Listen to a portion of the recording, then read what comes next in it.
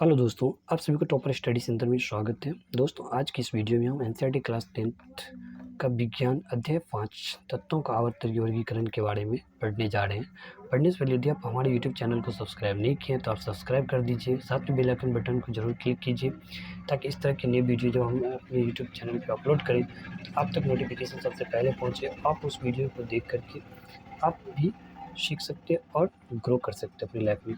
तो आइए जानते हैं सबसे पहले तत्वों का आवर्त वर्गीकरण के बारे में स्टार्ट करते हैं। दोस्तों, कहा जाता है हमारे आसपास के पदार्थ यानी तत्व मिश्र एवं यौगिक के रूप में उपस्थित होते हैं। तत्व ऐसे पदार्थ जो एक ही प्रकार के अणुओं से मिलकर बने हैं यानी वो तत्व कहलाते हैं। उदाहरण के रूप में जैसे कि सोडियम, सोना और मैग्नीशियम। अभी तक टोटल 118 तत्व ज्ञात है। यानी वर्गीकरण की आवश्यकता क्यों पड़ा? तो तत्वों की सुव्यवस्थित ढंग से पढ़ने के लिए तथा उनके अध्ययन को आसान बनाने हेतु उनको वर्गीकृत किया गया। जैसे डॉवे-राइनर के ट्रिक। जब तत्वों को उनके बढ़ते हुए परमाणु भार के अनुसार क्रमवार लगाया जाए तो 3 तत्वों के समूह प्राप्त होते हैं जिन्हें त्रिक कहा गया। त्रिक के मध्य तत्व का परमाणु भार अन्य 2 तत्वों के परमाणु भार का माध्य होता है। उदाहरण के तौर पर जैसे कैल्शियम का भार होता है 40.1, स्ट्रांसियम का भार होता है 87.6 और बोरियम का भार होता है 137.3। सीमाएं उस समय तक ज्ञात तत्वों में केवल 3 तरीके ज्ञात कर सकते थे। जैसे कि डॉवे-राइनर ट्रिक, lithium CaCl, sodium Sr Br KnBaI। Newlands का अष्टक सिद्धांत के बारे में आइए डिस्कस करते हैं।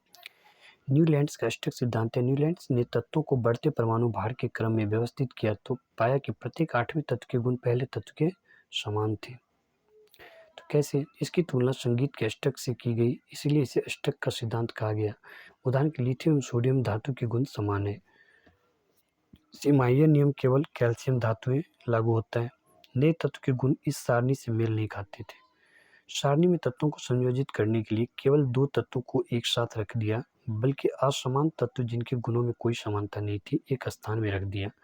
आइए नीचे जानते हैं सारणी की वजह से। जैसे सा रे गा मा पा धा नी सा यानी HFCl CuNa, जैसे कि बॉक्स के आधार पर हम इसको देख सकते हैं। ठीक, मेंडलीव की आवर्त सारणी के बारे में।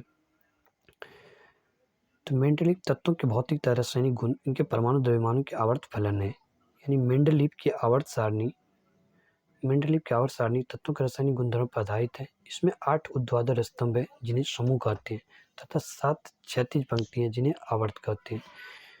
ऊर्ध्वाधर स्तंभ को हम समूह कहते हैं और क्षैतिज पंक्ति को आवर्त कहते हैं। बस इतना याद रखना। आगे मेंडलीव की आवर्त सारणी की उपलब्धियां। पहला कुछ पॉइंट में आता है अज्ञात तत्वों के लिए रिक्त स्थान छोड़े गए, जैसे कि स्कैंडियम, गैलियम तथा जर्मेनियम। समान गुणधर्म वाले तत्वों को एक साथ स्थान मिल गया। पिछली व्यवस्था को छेड़े बिना ही अक्रिय गैसों का पता लगने पर इन्हें अलग समूह में रखा जा सकता था। सीमाएं कुछ है, जैसे कि समस्थानिक की स्थिति स्पष्ट नहीं की, हाइड्रोजन का स्थान निश्चित न होना, कुछ तत्वों का परमाणु द्रव्यमानों के अनुसार अनुचित क्रम।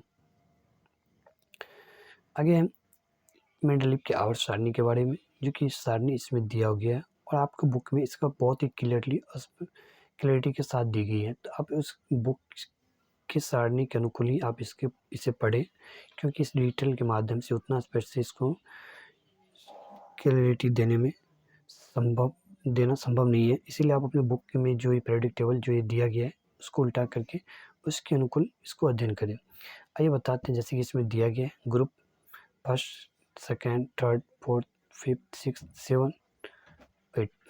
ये मेंडलीव की आवर्त सारणी है जो कि आपके बुक में ही होगा, तो उस बुक से ही इसको पढ़ना है। तो आधुनिक आवर्त सारणी में जैसे कि तत्व के परमाणु द्रव्यमान की तुलना में उसका परमाणु संख्या अधिक आधारभूत गुणधर्म है। यानी आधुनिक आवर्त नियम के अनुसार तत्वों के गुणधर्म उसके परमाणु संख्या का आवर्त फलन होते हैं। टेढ़ी मेढ़ी रेखा जैसे कि यहाँ पे दिखाई गया, ऐसी होता है आवर्त सारणी।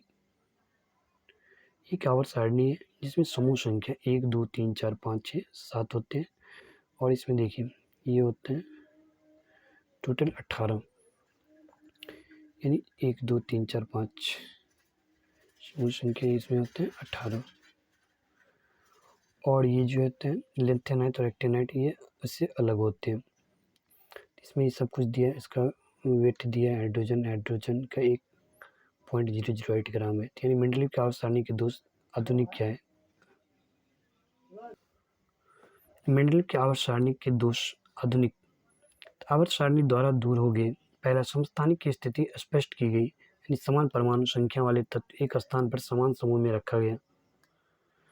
तो दूसरा, कोबाल्ट जिसकी परमाणु संख्या 27 है वो निकल यानी परमाणु संख्या 28 से पहले आएगा।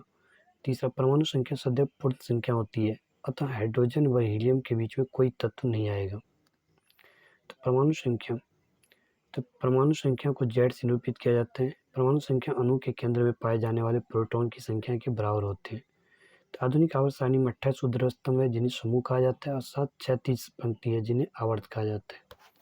किसी भी आवर्त में पाए जाने वाले सभी तत्वों में कोषों की संख्या समान ही होती है।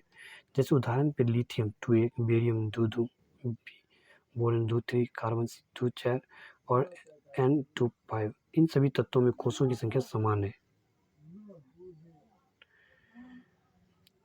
एक समूह के सभी तत्वों में संयोजी इलेक्ट्रॉन की संख्या समान होती है, यानी समूह पहला हाइड्रोजन, लिथियम, नियोन, क्रिप्टन। यानी सभी तत्वों में संयोजी इलेक्ट्रॉन की संख्या एक ही होती है।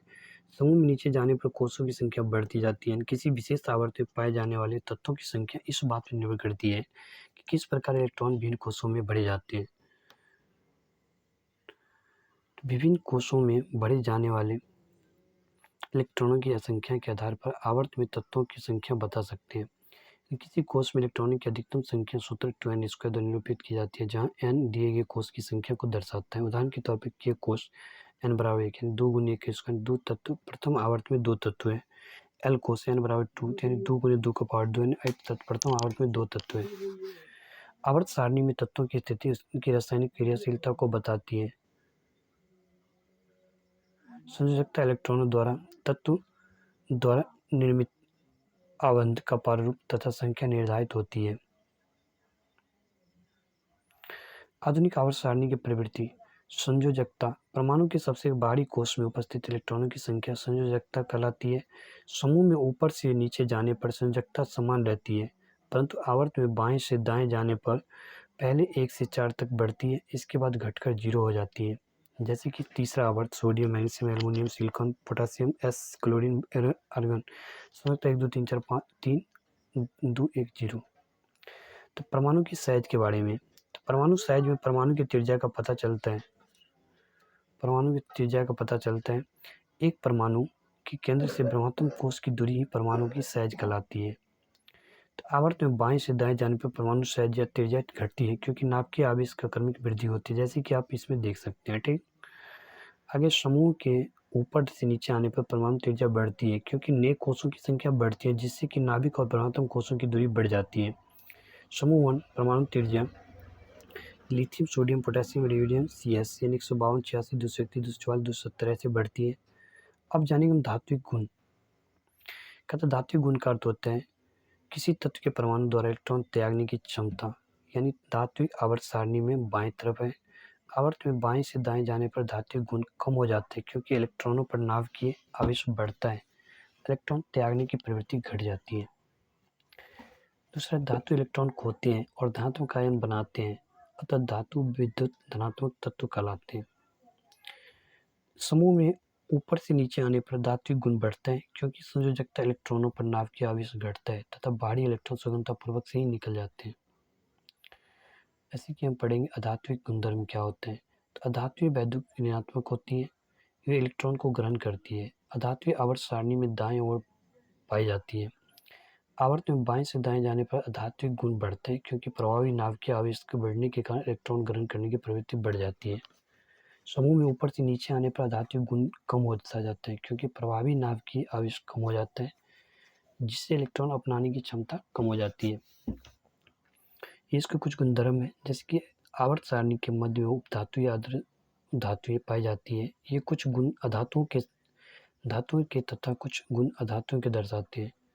यानी धातु ऑक्साइड क्षारीय प्रकृति की होती है, जबकि अधातु ऑक्साइड अम्लीय प्रकृति की होती है। इसको हम इसके माध्यम से भी देख सकते हैं, जैसे परमाणु की साइज आवर्त में परिवर्तन कम होता है, कारण प्रभावी नाभिकीय आवेश बढ़ जाते हैं। समूह में परिवर्तन बढ़ता है, कारण नए कोष के जुड़ने के कारण बाहरी कोष तथा नाभिकीय के बीच की दूरी बढ़ जाती है। धात्विक गुण कम होता है क्योंकि नाभिक के प्रभावी आवेश बढ़ने के कारण संयोजन इलेक्ट्रॉन त्यागने की प्रवृत्ति घट जाती है और ये बढ़ता जाता है तो प्रभावी आवेश कम हो जाने पर संयोजी इलेक्ट्रॉन त्यागने की क्षमता बढ़ जाती है। अब ये जो गुण है इसको आप अपनी कॉपी में अच्छे से नोट कर लीजिएगा और इसको प्रैक्टिस कीजिएगा बार-बार और उसकी याद करने की कोशिश कीजिएगा। इस तरह से आप लोगों को तत्वों का आवर्त का वर्गीकरण नाम का जो चैप्टर था वो खत्म हो चुका है। आप इसको अच्छे से नोट किए होंगे और इसको अच्छे से प्रैक्टिस कीजिए क्योंकि जितने अच्छे से प्रैक्टिस कीजिएगा उतने एग्जाम में अच्छे से परफॉर्म कर पाइएगा। चलिए मिलते हैं नेक्स्ट डे एक नए टॉपिक के साथ, तब तक जय हिंद।